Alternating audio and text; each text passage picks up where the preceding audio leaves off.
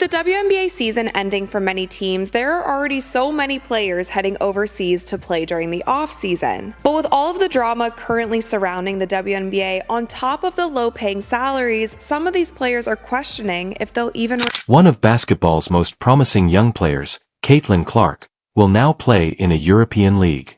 Her decision shocked many in the WNBA community and sparked intense discussion among fans and on social media. How did this happen, and why would a player with Clark's level of potential for a WNBA career make such a big change? In this video, we'll examine Caitlin Clark's unexpected move overseas.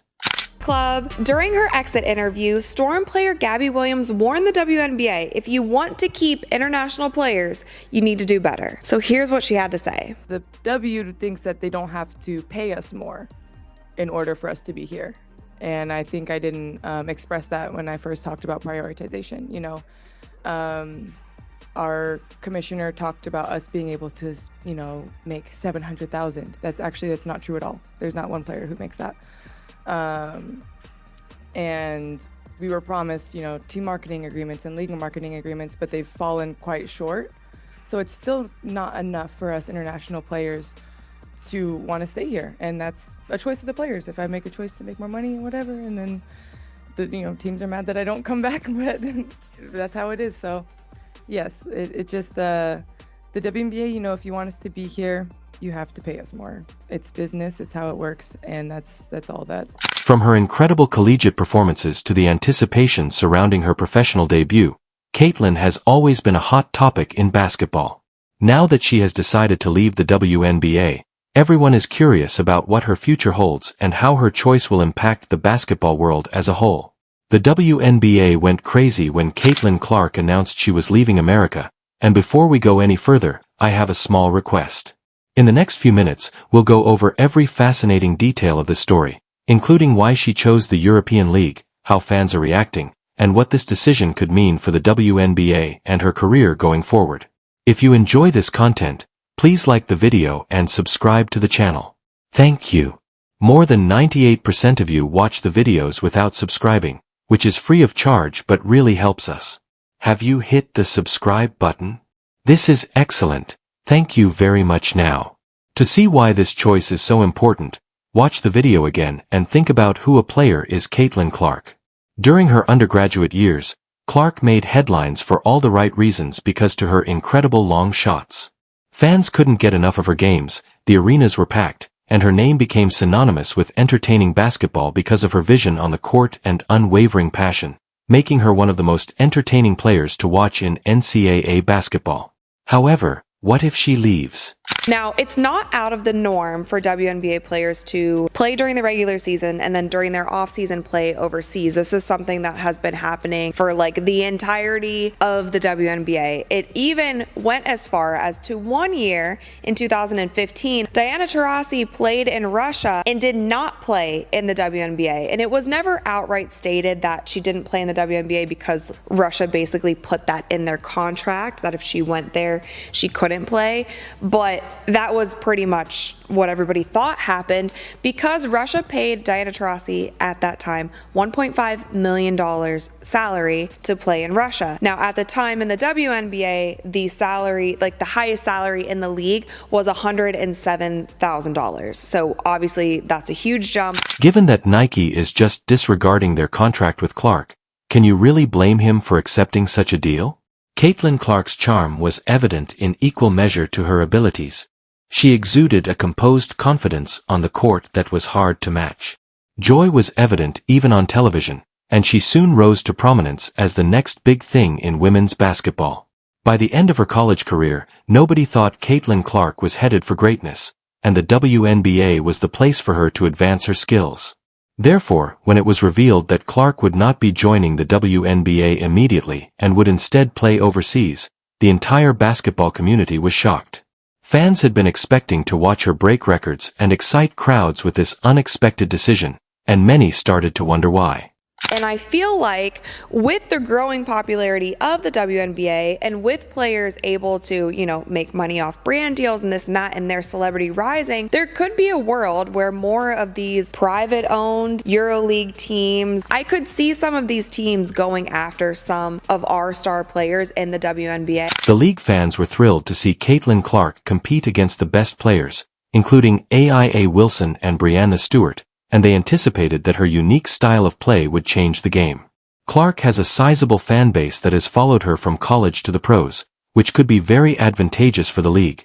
Just look at the games she played against Sabrina Ionescu. Fans of Clark versus Diana Taurasi were anticipating these games, and many thought Clark might help boost WNBA viewership. She had previously packed stadiums during her college career, so it seemed that she would do it again in professional games, and that is exactly what she did. She nearly broke all attendance records and all other records, but now that it has been reported that she will play in another nation, all of her hopes for a second season are on hold, at least temporarily.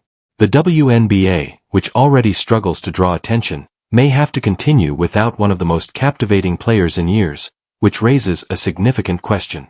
What will happen to the league next? Will they be able to replace Clark, or will this be a lost chance with lasting effects? You may be asking why Caitlin Clark is going to Europe right now. Could it be better than the WNBA? There are other reasons why she might have made this choice. First of all, Clark has a lot of talent in Europe, where basketball is very popular. Countries like Spain, Turkey, and Russia offer her the chance to learn new skills and overcome new challenges before entering the WNBA. Now, let's talk about money. Many female basketball players in Europe earn significantly more than those in the WNBA. This has been a hotly contested topic, and for sportsmen like Clark with sizable fan bases, the financial incentives may be too alluring to resist. Clark has the ability to sign big contracts with teams in that region. And if the money makes sense, if the business aspect makes sense, we could lose more players to playing overseas, like Gabby kind of alluded to here. The commissioner told her that she could make $700,000 playing in the WNBA through marketing this and that. I don't know what Kathy was talking about, because even the highest paid player in the WNBA currently makes a little over $200,000 in salary, and then I don't know what the WNBA does with their marketing dollars, but it's definitely not going to equate to $700,000. Another reason for her transgender identity is that playing in a different country gives Clark the opportunity to showcase her skills to a worldwide audience. Fans from all around the world follow European basketball, and Clark's expanding fan base might help her earn. The best players are always sought after by international recognition teams in other countries, and competing in Europe can placing Clark in the midst of important basketball tournaments may also offer a much-needed break from the constant stresses of American life. Aside from the constant American sports media, this unique environment can help Clark concentrate solely on playing basketball, see the world differently, and get even better ready for upcoming WNBA trials. Lastly, taking into account the lifestyle, living in Europe offers a singular experience. For young sportsmen like Clark, this is an important experience that encompasses more than just basketball. There is fantastic basketball, beautiful cities, and fascinating new cultures. About the discrepancy between the WNBA salary and the NBA salary, because as we all know, NBA players make millions and millions of dollars, and I actually made an... Supporters were shocked to learn about Clark's journey to Europe and expressed a range of feelings. There were a ton of posts and comments on social media, and some people were overjoyed. While some fans were disappointed that they wouldn't be able to watch Clark succeed in the WNBA, others understood that playing in Europe offered several opportunities for her career, and a few followers were simply eager to see where her path would lead her. One thing is for sure, though, Caitlin Clark's choice generated more buzz than many other basketball stories. Many fans felt that Clark's departure was detrimental to the WNBA's growth because they were optimistic about her future in the league. People are interested in learning how this relocation will affect her career and the basketball community, not just watching her play. our biggest star in the league, Caitlin Clark, is only making a base salary of around $76,000 or $78,000 for this first season. She signed a 4-year, just over $300,000 rookie salary. So Caitlin's rookie salary is a little over $300,000 for 4 years, and that's all that she's going to make in the WNBA. Now, I feel like there could be a team overseas who would love to snatch Caitlin Clark away from us and give her a crazy offer. I mean, Ice Cube was about to give her $5 million to play in less than 10 games in the Big Three. So the money is there, and if these owners are smart with it, I could definitely see more WNBA players going overseas and possibly not returning. There has been so much to... It's shocking to learn that the WNBA did not foresee this decision for months. Everyone thought Clark might emerge as the next big thing in women's basketball in the US, but now that she might play in Europe, the league would be in a difficult position. The WNBA has been relatively silent about it thus far, but I think that many people are thinking about how to make sure that this does not happen again. The WNBA is aware that players frequently move abroad, but losing Clark at this point in her career raises a crucial question. Can the WNBA grow further if the best players choose to play abroad? This is a difficult issue, and the league needs to find a quick solution. Look at the numbers, and when we look at what the WNBA has earned over the past years and the entirety of the WNBA, the numbers actually make sense. It's actually not that unfair what the players are paid. Now, that might all change because of this season, but in the past, the only on record revenue that I could find of the WNBA is $60 million. Now, there has been rumors, there has been reports, there has been many things that say that the WNBA was projected to make $180 to $200 million in revenue for the 2023 season, but those numbers were never confirmed. I cannot find a source that confirms those numbers. The only ones I can is $60 million. Now, the NBA in 2022 made around $10 billion in revenue. So if you do the math there, that is about 166 times the amount of money that the WNBA makes. Now, if you take Victor Wembanyama, who was, an NBA star coming into the league, he just finished up his rookie season, he's going into his next.